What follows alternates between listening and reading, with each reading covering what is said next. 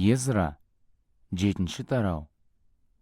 Осы жайттардан едәуір уақыт өткеннен кейін, Парсы патшасы Артақсеркстің заманында Езра есімді адам Бабыл елінен Иерусалимге келіп жетті.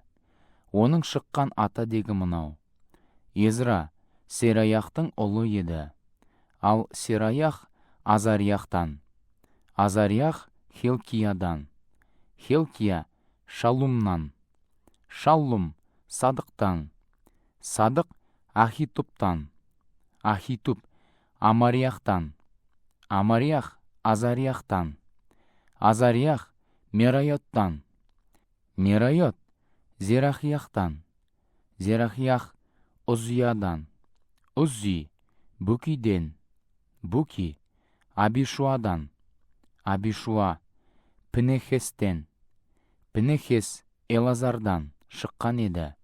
Элазар алғашқы бас діни қызметкер Харонның ұлы болатын. Осы Езра Исраилдің құдайы, жаратқан иенің Мұса пайғамбар арқылы берген Таурат заңын жетік білетін дін мұғалімі еді. Езра Бабылдан Иерусалимге өрлеп көшіп барды. Құдай иесі Езраны шапағатты мейірімімен жарылқап, оған жар болғандықтан, Парсы патшасы оны сұрағандарының бәрімен қамтамасыз еткен болатын. Араларында діни қызметкерлер мен леуліктер, ғибадатхана әншілері, қақпа күзетшілері және ғибадатхана қызметшілері бар бір топ исраилдіктер де Езрамен бірге Иерусалимге қайта оралды. Бұл Парсы патшасы Артақсеркстің билік жүргізген 7-ші жылы болды. Осылай Езра оларды ертіп Иерусалимге сол 7-ші жылдың 5-ші айында келді. Ол Бабыл елінен 1-ші айдың 1-ші күні жолға шыққан болатын. Өзі сыйынатын Құдай құдіретті қолын созып, шапағатты мейірімімен жарылқағандықтан, Езра оралмандар көшін бастап 5-ші айдың 1-ші күні аман-есен Иерусалимге жетті. Езра өзін жаратқан иенің Таурат заңын оқып зерттеуге, орындауға және оның ережелері мен шешімдерін Исраил елінде үйретуге шын жүректен бағыштаған болатын. Артақсеркс патшаның жаратқан иенің Исраилге берген өсиеттері мен ережелеріне байланысты мәселелерді жетік білетін діни қызметкер және дін мұғалімі Езраға табыстаған рұқсат құжатының көшірмесі мынау: Патшалардың патшасы Артақсеркстен көктегі Құдайдың заңының мұғалімі әрі діни қызметкер Езраға сәлем. Мен мынаны бұйырамын: патшалығымдағы Исраил халқына жататын кез келген адамдардың, діни қызметкерлер мен өзге леуліктердің Иерусалимге көшіп баратын ниеттері болса, олардың саған еріп баруларына болады. Патша және оның 7 кеңесшісі сені Құдайың бұйырған өзіңнің қолыңда бар заңның Яхуда мен Иерусалимде қалай орындалып жатқандығы туралы тексеріс жасауға жіберіп отыр. Сонымен қатар, патша және оның кеңесшілері жер бетіндегі тұрағы Иерусалимде болатын Исраилдің Құдайына арнап, өздері ұсынған ерікті алтын күміс тартуларын да сол жерге апаруын керек. Сен бүкіл Бабыл аймағындағылардан қабылдайтын алтын күмістің бәрін, әрі халық пен діни қызметкерлердің Құдайдың Иерусалимдегі киелі үйіне бағыштап табыстаған тартуларын да сол жаққа апарып жеткізуін қажет. Өзіңе тапсырылған сол қаражатқа құрбандыққа шалу үшін бұқаларды, қошқарлар мен тоқтыларды және соларға тиісті астық сұйық тартулары үшін астық пен шарапты міндетті түрде сатып ал. Оларды өз Құдайыңның Иерусалимдегі киелі үйіндегі құрбандық үстелінде ұсынып тарту ет. Ал алтын күмістің қалған бөлігін ағайындарың яхудилермен бірге ең тиімді деп тапқандарың бойынша жұмсауға еріктісіңдер. Мұны өздерің сыйынатын Құдайдың қалауына сай істеңдер. Бұған қоса, Құдайыңның киелі үйіндегі қызметке арналған, өзіңе сеніп тапсырылған бұйымдарды да Иерусалимдегі Құдайдың алдына апарып жеткіз. Құдайыңның киелі үйіне керекті өзін қамтамасыз етуге міндетті басқа да кез келген нәрселерді патшаның қазынасынан сұрап ала аласың. Сонымен менің артақ серікс патшаның бұйрығым мынау: батыс Ефрат өлкесіндегі барлық қазынашыларға әмір етемін. Көктегі Құдайдың заңының мұғалімі әрі діни қызметкер Езра сендерден не сұраса да бәрін еш кідіріссіз қамтамасыз ететін болыңдар. Күмісті 100 ат басындайға дейін, астықты 100 қапқа дейін, шарап пен зәйтүн майының әрқайсысын 100 күбіге дейін, ал тұзды еш шектеусіз берулеріңе болады. Көктегі Құдай өзінің киелі үйіне арнап нені әмір еткен болса да, сол ыждағатпен орындалсын. Әйтпесе патша мен оның ұлдарының патшалығына қарсы Құдайдың қаһарын лаулатып не бар? Сендер тағы мынаны да білуге тиіссіңдер. Сендерге күллі діни қызметкерлерден, леуліктерден, ғибадатхана әншілерінен, қақпа күзетшілерінен және ғибадатхана қызметшілерінен, жалпы Құдайдың киелі үйінің барлық қызметшілерінен алым-салық пен кеден салығын алуға және міндетті жұмысқа салуға тыйым салынған. Сен, Езра, Құдайыңның өзіңе берген ақыл даналығымен батыс Ефрат өлкесіндегі халықтың арасында пайда болатын дау-жанжалдарды шешетін, өзің сыйынатын, Құдайдың заңдарын білетін барлық әкімдер мен төрешілерді тағайында. Ал оның заңдарын білмейтіндері болса, оларға өзің үйрет. Өзіңнің Құдайыңның заңына және патшаның заңына мойынсұнбайтындар болса, оларды міндетті түрде қатаң жазалап отыр.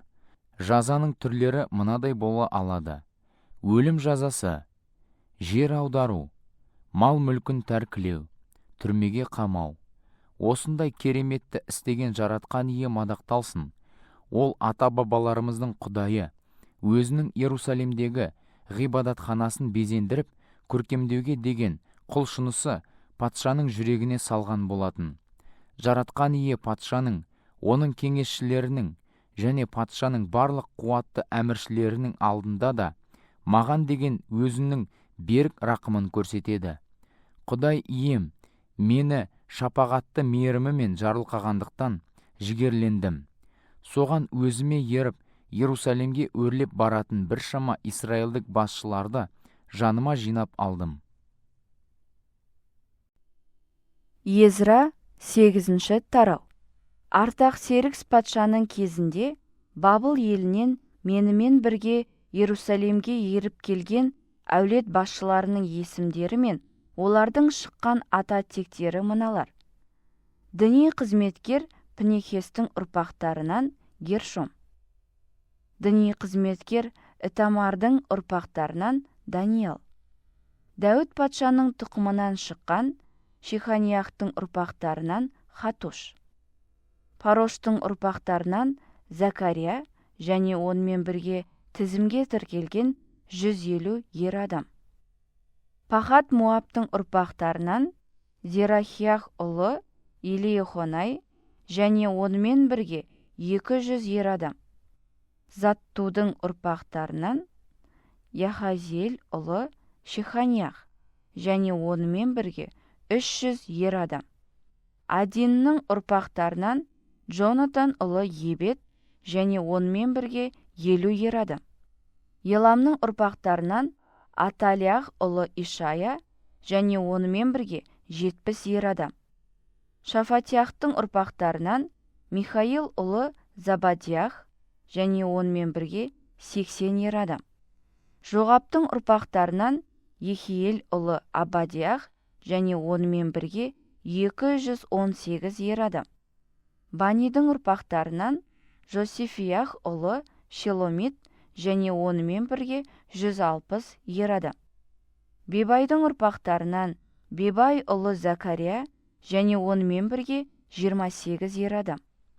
Азғаттың ұрпақтарынан Хақатан ұлы Жоханан және онымен бірге 110 ер адам.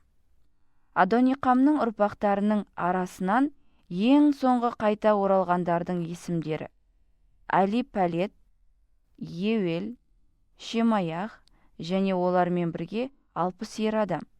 бигуайдың ұрпақтарынан Утай мен Зақур және олармен бірге 70 ер адам.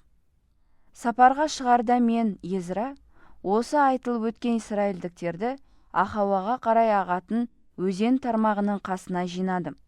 Сол жерде біз 3 күн қондық.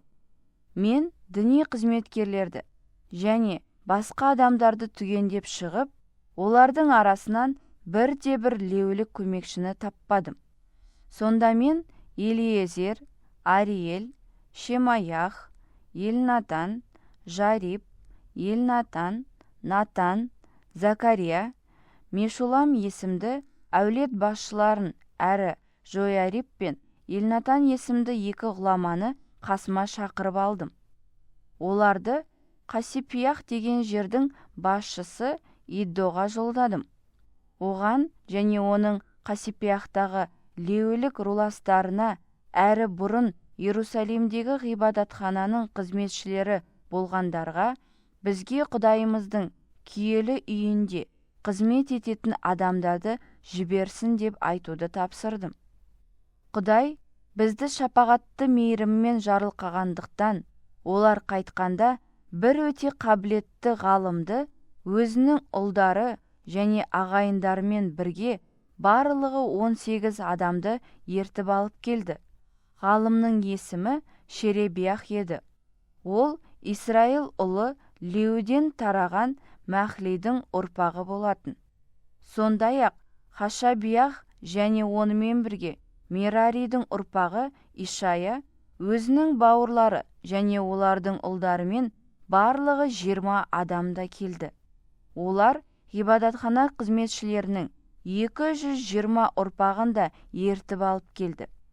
Бұлардың ата-бабаларын кезінде Дәуіт патша және әміршілер леуліктерді діни қызметтерінде қолдауға тағайындаған болатын. Жаңадан қосылғандардың бәрі де аты жөндері бойынша тіркеліп, тізімге енгізілді. Мұнан кейін мен сол жерде Ахауадағы өзен тармағының жағасында барлығымызды Құдайымыздың алдында мойынсұнып, ораза ұстауға шақырдым. Осылай біз Құдайдан өзіміз бен бала шағамыз және барша мал мүлкіміз үшін оң сапар сыйлауын сұрап мінәжат еттік. Өйткені мен патшадан бізді жол жүріп бара жатқанда дұшпандардан қорғайтын жасақшылар мен атты әскер сұраудан ұялған едім. Қайта біз патшаға, Құдайымыз өзіне бет бұрып, сыйынатындардың бәрін шапағатты мейірімімен жарылқайды, ал өзін елемей кеткендердің бәріне қаһарланып, құдіретімен жазалайды деп айтқан едік. Сондықтан біз ораза ұстап, Құдайдан осыны жалбарына сұрадық. Ол біздің өтінішімізге құлақ түрді де. Содан соң мен аға діни қызметкерлердің 12-сін, Шеребиях пен Хашабияхты және солардың 10 леулік қызметтесін де таңдап алдым. Оларға патшаның, оның кеңесшілері мен әміршілерінің және Бабыл аймағында тұрған барлық израильдіктердің біздің Құдайымыздың киелі үйіне бағыштап табыстаған тартуларын, алтын күмісті және бұйымдарды таразыға тартып өлшеп бердім. Осылайша оларға 650 ат басындай күміс, әрқайсысының салмағы 2 ат басындай 100 күміс бұйымдар, 100 ат басындай алтын, құны 1000 алтын теңге болатын 20 алтын тостаған және құны алтынмен бірдей жылтыратылған қоладан жасылған 2 бұйымды сеніп тапсырдым. Оларға былай дедім: өздерің жаратқан иеге бағышталғансыңдар. Осы бұйымдар да оған бағышталған. Мына алтын күміс ата-бабаларымыз сыйынған Құдай иеге арналған ерікті тартулар. Өздеріңе сеніп тапсырылғанды мұқият қадағалап сақтаңдар. Кейін оны Иерусалимде жаратқан иенің киелі үйінің ішкі бөлмелерінде діни қызметкерлер, леуліктер және Исраил әулеттерінің басшыларының алдында таразыға тартып табыстайсыңдар. Осылайша діни қызметкерлер мен леуліктер Құдайымыздың Иерусалимдегі киелі үйіне апарып жеткізу үшін таразыға тартылып, өлшенген сол алтын күмісті және сол бұйымдарды өзара бөлісіп алды. Содан біз 1-ші айдың 12-ші күні Ахауадағы өзен тармағының жағасынан сапарға шығып, Иерусалимге бет алдық. Құдайымыз үстімізге құдіретті қолын созып, бізді шапағатты мейірімімен жарылқады да, жол бойы дұшпанның және қарақшының торылуынан аман есен сақтады. Иерусалимге жеткен соң, сонда 3 күн тынықтық. 4-ші күні біз әкелген алтын күміс пен арнайы бұйымдар Құдайымыздың киелі үйінде таразымен өлшеніп, діни қызметкер Ория ұлы Меримоттың қолына тапсырылды. Оның қасында Пінехес ұлы Елазар тұрды. Сондай-ақ Ешуа ұлы Жозабат пен Бинуи ұлы Ноғадиях атты леуліктер де сол жерде болды. Әкелінген заттардың барлығы таразыға тартылып, жалпы салмағы мен сандары анықталған соң, дереу тіркеліп жазылып қойылды. Бабылға жер аударылудан қайта оралғандар осыдан кейін Исраилдің сиынатын Құдайына арнап шалынып, түгелдей өртелетін құрбандықтар ұсынды. Бүкіл Исраил халқы үшін 12 жас бұқа, сонымен қатар 96 қошқар мен 77 еркек тоқты шалынды. Ал күнәнің құнын өтеу үшін 12 теке де құрбандыққа ұсынылды. Бұлардың бәрі жаратқан иеге арналған шалынып өртелетін құрбандықтар болды. Оралмандар патшаның жарлықтарын оның батыс Ефрат өлкесіндегі әміршілеріне және ондағы аймақ әміршілеріне табыстады. Осылай солар да Исраил халқын және Құдайдың үйін қолдап көмектесетін болды. Эзра 9-шы тарау. Осы нәрселер орындалып болғаннан кейін, халқымның бір қатар басшылары маған келіп, былай деді: Исраил халқы, соның ішінде тіпті бірнеше діни қызметкерлер мен леуліктер де бар, елдегі бөтен ұлттық адамдардан бойларын аулақ ұстаған жоқ. Сол ұлттар ежелгі қанахандық, хеттік, перездік, ебустік, амондық, муаптық, мысырлық, аморлық халықтарға ұқсас. Исраилдіктер сол бөтен ұлттардың жексұрын әдет ғұрыптарынан сақтанып, бөлек жүрмейді. Өйткені олардың өздері және ұлдары бөтен ұлттардың бірсыпыра қызына үйленіп алған. Осылайша Құдайға бағышталған халық жалған тәңірлерге табынатын көршілес ұлттармен араласып кеткен. Мұндай опасыздықта алдымен істейтіндер басшылар мен қызметкерлердің өздері. Мен осыны естігенде қатты қайғырып, үстімдегі көйлегім мен шапанымның өңірін айыра жырттым. Сақал шашымды жұлып, жаным түршіге есеңгіреп, жерге отыра кеттім. Исраилдің Құдайының сөздерін терең қастерлеп орындайтындар, жер аударылудан қайта оралған сол адамдардың опасыздығына қатты қайғырып, айналама жиналды. Ал мен жаным түршіге есеңгіреген қалпымда сол жерде кешкі құрбандықтың уақытына дейін отырдым. Содан кешкі құрбандық кезінде қатты қайғырып, көйлегім мен шапанымның өңірі жыртылған күйі орнымнан тұрдым. Қолдарымды көкке Құдайым жаратқан иеге қарай жайып, былай деп мінәжат еттім: Уа Құдайым, күнәларымыз басымыздан асып, теріс қылықтарымыз аспанға дейін жетті. Бет жүзімді өзіңе көтеруге қатты ұялып, масқара болып, қысылып тұрмын. Ата-бабаларымыздың заманынан бастап, қазірге дейін сенің алдыңдағы күнәміз өте зор. Біз патшаларымызбен, діни қызметкерлерімізбен бірге теріс қылықтарымыздың кесірінен бөтен елдердің патшаларының қолына түстік. Күні бүгінге дейін солардың семсерлерінен әрі құлдық, тонау, қорлықтан көз ашпай келеміз. Бірақ осы күндері қысқа ғана уақыттан бері Құдай иеміз зор шапағатын көрсетіп келеді. Ол халқымыздан бір қатарымызды тірі алып қалып, өзінің киелі үйінен бізге берік орын берді. Сөйтіп Құдайымыз құлдықта жүрген біздің еңсемізді аздап көтеріп, көзімізді жарқыратып келеді. Себебі құл болсақ та, Құдайымыз бізді осы құлдығымызда тастап кеткен жоқ. Керісінше, бізге парсы патшаларының көз алдында өзінің берік мейірімін көрсетті. Осылайша, Құдайымыздың қирап жатқан киелі үйін қайта тұрғыза алуымыз үшін бізге жаңа өмір сыйлады. Әрі Яхуда мен Иерусалимде қабырға іспетті, қоршайтын қорғаныш та берді. Ал енді біз не дей аламыз? Уа Құдайымыз, сенің өсиеттеріңді қайтадан елемей тастап кеттік. Кезінде өзіңе қызмет еткен пайғамбарлар арқылы сен мынадай бұйрықтар берген болатынсың. Өздерің еніп, иемденейін деп жатқан осы ел, сонда әзірше тұрып жатқан ұлдардың жексұрында жалған тәңірлерінің кесірінен арамдалған.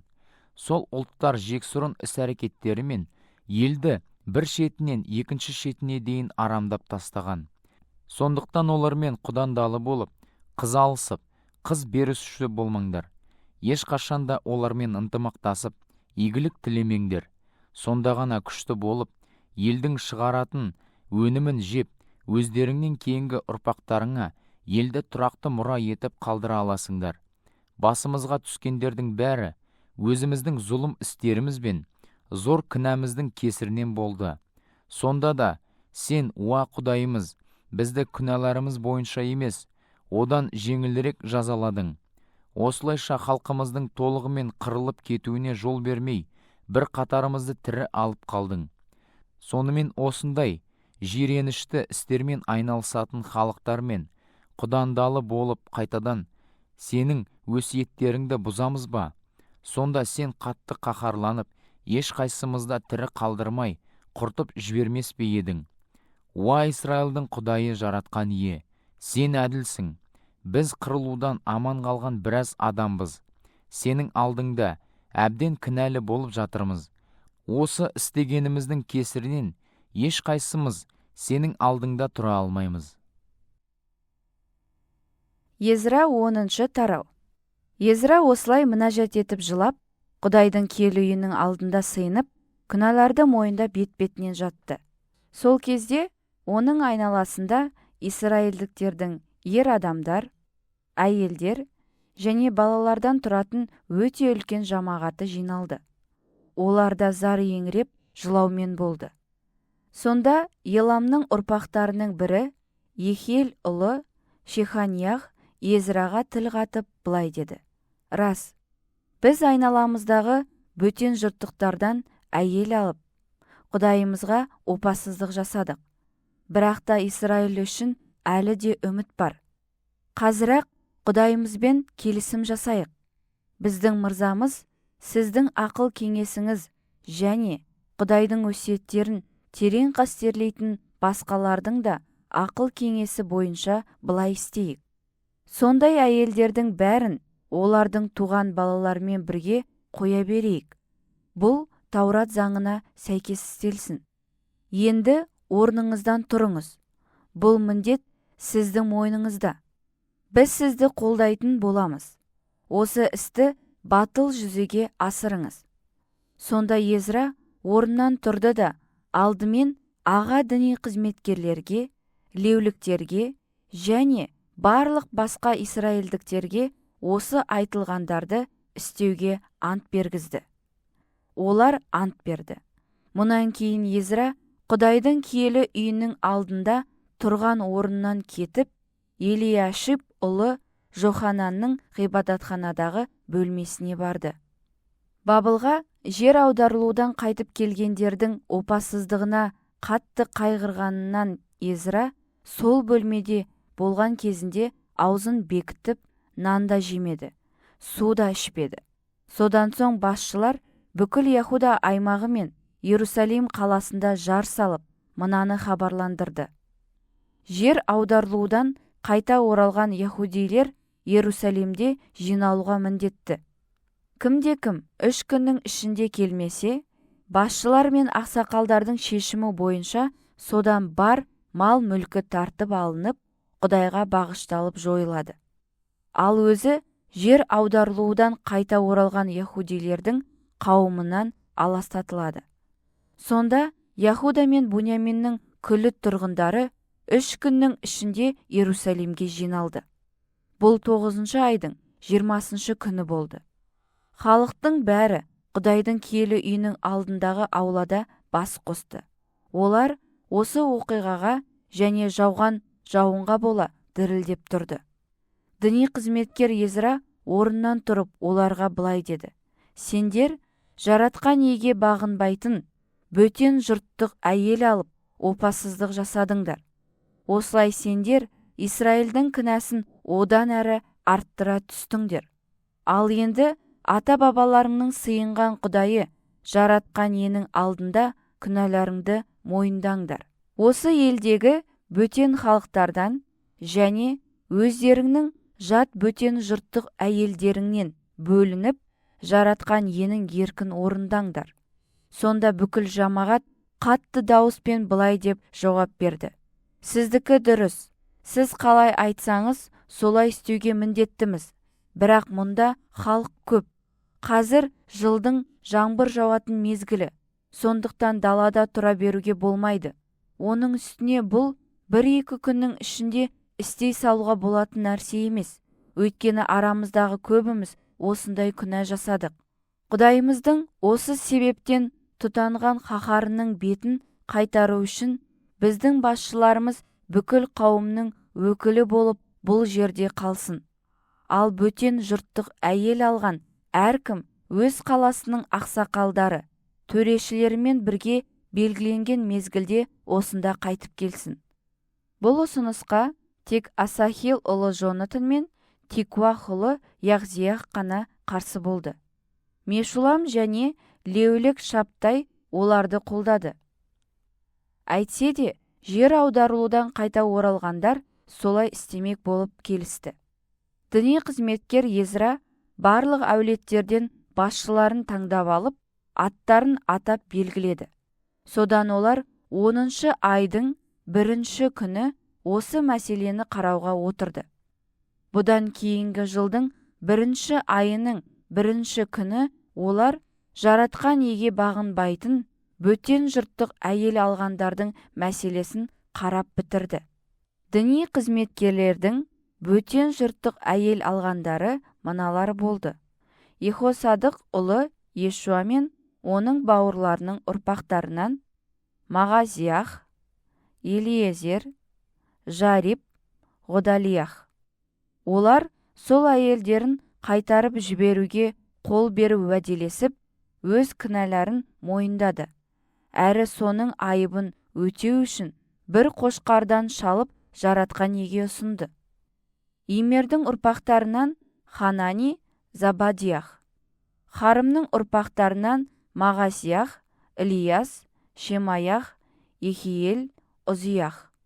Пашхурдың ұрпақтарынан Елихойенай, Мағазиях, Ысмағұл, Нетанел, Жозабат, Еласах. Леуліктерден Жозабат, Шимиях, Келита деп аталатын Келаях, Петахиях, Яхуда, Елиезер.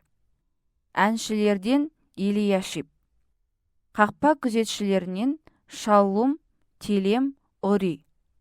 Басқа исраэльдіктерден Пароштың ұрпақтарынан Рамиях, Изиях, Малхиях, Миямин, Елазар, Хашабиях, Бенаях.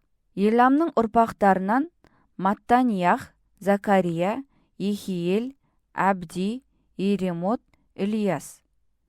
Заттудың ұрпақтарынан Елихойенай, Елияшип, Матаниях, Иремот, Зауат, Ғазиз.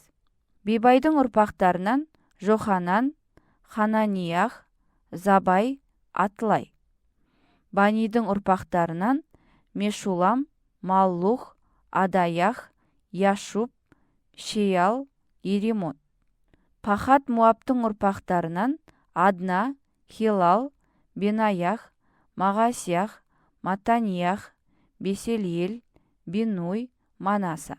Харымның ұрпақтарынан Елиезер, Ишиях, Малқиях, Шемаях, Шимон, Буньямин, Маллух, Шемариях. Хашумның ұрпақтарынан Матынай, Мататта, Зауат, Алипалет, Еремай, Манаса, Шимей. Басқа Банидің ұрпақтарынан Мағадай, Ымрам, Уел, Бенаях, Бедиях, Киллухи, Уаниях, Меремот, Елияшип, Матаньях, Матынай, Ясай.